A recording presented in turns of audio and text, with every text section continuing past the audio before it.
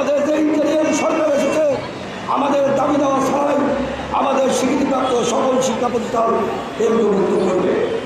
আমরা জেলায় জেলায় মানববন্ধন করেছি, স্মারকলিপি দিয়েছি, মাননীয় শিক্ষা উপদেষ্টার সাথে শিক্ষা সমিতি বোর্ডের সাথে একাধিকবার কথা বলেছি, তারা আশ্বস্ত করেছে, আমরা মানে ভুলে গেছি। পরবর্তী পর্যায়ে আপনারা জানেন আমরা এখানে প্রথম দফায় 14 দিন, দ্বিতীয় 3 দিন এবং 67 দিন, সর্বমোট 87 দিন আমরা এখানে অবস্থান করেছি। বারবার আমরা এমপিওর মুক্তির জন্য আশ্বাস পেয়েছি, কিন্তু বিগত সরকার চূড়ান্ত পর্যায়ে গেলেও এমপিওটা দিয়ে যায় নাই।